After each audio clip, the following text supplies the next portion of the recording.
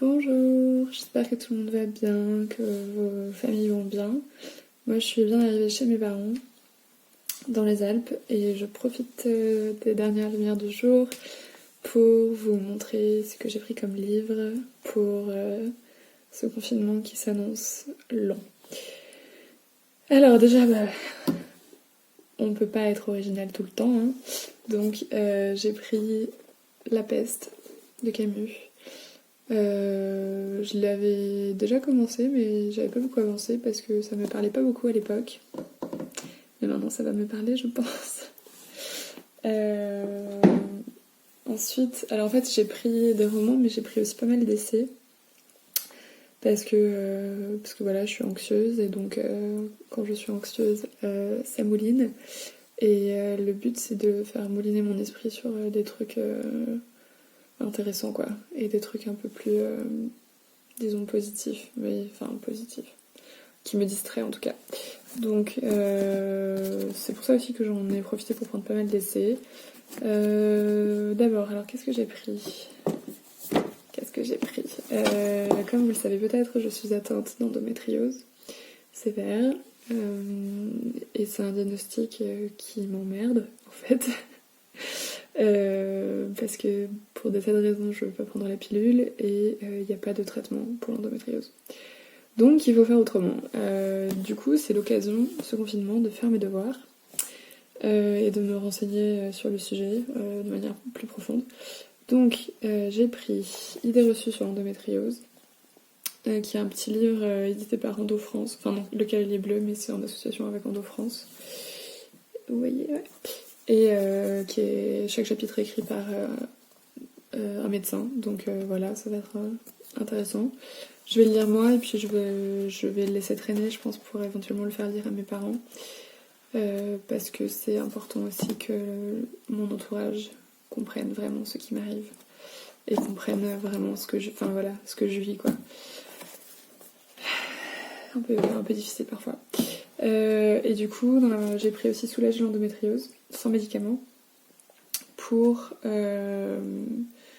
voilà, comme je ne veux pas prendre la pilule, pour voir ce que je peux faire dans mon quotidien pour améliorer mes symptômes. Et voilà, et aller mieux. Donc ensuite, je vous dis, j'ai pris pas mal d'essais. J'ai pris Chez Soi de Mona Chollet, qui est, je pense, une valeur sûre et que j'ai pas encore lu. J'ai lu Beauté Fatale, j'ai lu Sorcière et je les ai adorés. Donc voilà, ça c'est donc c'est Chez Soi, une odyssée de l'espace domestique. Sur voilà, le foyer et disons les imaginaires autour du foyer, sous un angle féministe évidemment. Ensuite j'ai pris un livre qui fait partie de mes gros livres que je vais lire en 2020 et qui est, je pense, particulièrement adapté à la situation, parce qu'avec le confinement et le stress et l'anxiété liés à la situation, je pense, et c'est normal, que moi et plein d'autres gens on va se tourner vers la nourriture pour gérer nos émotions, quoi. Parce que, enfin, voilà, j'ai envie des choses vraiment spéciales. On vit des choses vraiment spéciales en ce moment. Et c'est parfois compliqué, en fait, de juste gérer ses émotions d'une manière saine. Et donc, j'ai pris Help at Every Size, le livre de Linda Bacon sur l'alimentation intuitive. Parce que voilà, je pense que ça va m'aider moi aussi à gérer plus sereinement cette période très frustrante et très angoissante, sans que ça vire dans l'autoflagellation, le contrôle de l'alimentation, les troubles du comportement alimentaire, etc. Donc voilà, j'ai hâte, et je pense que c'est le bon moment pour moi de lire ça. C'est un gros livre, comme vous le voyez, mais voilà, j'ai hâte. Ensuite, qu'est-ce que j'ai pris d'autre ? J'ai pris Starhawk, Rêver l'obscur. Donc Starhawk, c'est une grande figure de l'écoféminisme américain. Et c'est quelque chose que je veux approfondir davantage, l'écoféminisme. Elle se définit comme sorcière néo-païenne, je crois. Donc voilà, ça va être très intéressant. Ensuite, j'ai pris Hartmut Rosa, Aliénation et accélération. vers une théorie critique de la modernité tardive. Donc lui, sa théorie, c'est que la caractéristique de la modernité, c'est une accélération continue. J'avais déjà essayé de lire son autre livre, enfin son livre principal qui s'appelle Accélération, mais qui était plus gros et tout. Et celui-là, c'est un peu un condensé de ses 2 livres principaux. Et c'est un condensé qu'il a écrit à destination de ses étudiants, genre c'est un peu Hartmut Rosa pour les nuls. Donc c'est parfait. Et c'est pareil, je pense que ça va être intéressant de se pencher sur voilà, la relation de nos sociétés à la vitesse en ce temps où on va être forcé de ralentir en fait. Ensuite, en roman, non, on est toujours dans les essais en vrai, j'ai pris Un lieu à soi de Virginia Woolf, qui est un livre que je n'ai pas eu le temps de rendre à la bibliothèque vu qu'elles ont fermé précipitamment et que j'ai pas encore lu. C'est une traduction de Marie Darrieussecq, qui est une autrice française que j'adore. Donc je pense que ça va être encore plus intéressant. Voilà, c'est un classique que j'ai pas lu. Et ça va m'aider aussi à réfléchir sur la question de l'écriture de fiction, parce que moi j'ai envie d'écrire. Et pour diverses raisons, je m'y mets pas encore. Donc voilà, j'ai hâte de lire ça aussi. Ensuite, j'ai pris ce roman de Ogawa Ito, Le Ruban. Parce que c'est une autrice japonaise que j'aime beaucoup ses autres livres, et c'est, qu'est-ce qu'ils disent, un livre lumineux, tout de douceur, de fantaisie et de poésie, à lire pour se donner du baume au cœur. Donc je me suis dit que c'était tout ce dont j'avais besoin. Ensuite j'ai pris Le mur invisible de Marlène Oshofer, parce que c'est Digli qui le conseillait l'hiver dernier sur son Instagram, et que j'adore Digli, je le vois un culte. Je ne suis pas du tout flippante. Et que j'ai une entière confiance en ses goûts en fait. Donc voilà. Et voilà. C'est un livre qui a l'air très original.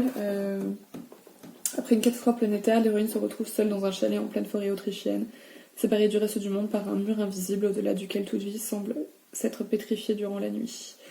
C'est un livre donc, qui a l'air original et avec une héroïne qui a l'air hyper cool et tout, donc j'ai hâte de lire ça. Et puis c'est pareil, je pense que ça va me parler en ces temps compliqués. Ensuite j'ai pris La gloire de mon père de Pagnol. Je l'ai déjà lu quand j'étais petite, mais je me rappelle pas trop. Et en fait, si j'arrive à avoir mes grands-parents au téléphone, je vais essayer de leur en lire un peu au téléphone. Ils vont passer toute leur vie à Marseille, et je pense que c'est sûr, ils battent la campagne, mais Pagnol, ça leur fera du bien. Ils seront contents de l'entendre, donc voilà. Donc c'est pour ça que j'ai pris La gloire de mon père. Ensuite, j'ai pris Tourgueniev, Les eaux intranquilles, parce que je veux lire plus de russe cette année. Et puis que celui-là, il est pas à moi, donc il faut que je le dise et que je le rende. Et voilà, et j'espère que je vais aimer. Ensuite, qu'est-ce que j'ai pris? J'ai pris Intrigue de M.C. Beaton. C'est un roman anglais. Elle a écrit les Agatha Rising, les romans policiers. C'est une histoire d'amour qui se passe au 19e siècle en Angleterre. Parce qu'on peut pas toujours utiliser son cerveau, hein. Donc voilà, j'ai eu un peu de légèreté. Et c'est des livres qui sont pas problématiques en général, qui sont genre ni sexistes, ni racistes, ni homophobes. Et c'est déjà beaucoup pour des histoires d'amour, parce que souvent c'est vraiment problématique.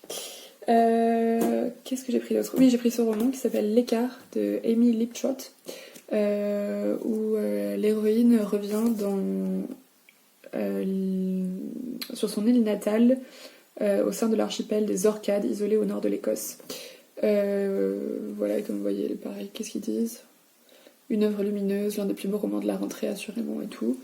Et j'adore l'Écosse, et voilà, je sais pas, ça m'évoque un peu Wuthering Heights, les hauts du Hurlevent, donc on va voir, ça a l'air intéressant, avec une héroïne aussi très imparfaite et tout, et voilà, connexion à la nature, tout ça, donc ça promet, ça va être bien. Et qu'est-ce que j'ai pris d'autre? J'ai pris Le Prophète de Gibran, que j'ai toujours pas lu en entier, mais c'est toujours voilà, des espèces de fulgurances poétiques, donc celui-là, je sais pas si c'est un roman, je sais pas si c'est de la poésie, un peu des deux. Mais ça va être trop beau. Et puis j'ai pris La correspondance amoureuse de Sandé Musset, que je lis petit à petit, je suis déjà là. Voilà, parce que j'adore Sand, j'aime bien Musset, et ça fait du bien en fait de lire cette correspondance et tout, et de rentrer un peu plus dans leur psychologie et dans leur vie quotidienne et tout. Donc voilà, et puis c'est pareil, hein, peut-être qu'on va se remettre à écrire des lettres parce que on n'a rien d'autre à faire. Voilà, dites-moi ce que vous lisez, ça me fera plaisir. Dites-moi s'il y a des livres que je vous ai présentés, que vous avez déjà lus. N'hésitez pas à vous abonner, je parle souvent de livres. Voilà, je suis un peu monosujet, hein. C'est un peu mon sujet principal. Et puis voilà, on va essayer quand même de vivre cette période certes étrange, mais qui va aussi être riche de plein de choses. On va essayer de la vivre plus ou moins sereinement ensemble. Donc je vous embrasse, prenez vraiment soin de vous. Je vous embrasse de loin, bien sûr, hein, restez à 1 mètre les uns des autres. Lavez-vous les mains. Et voilà, ça va bien se passer, on espère.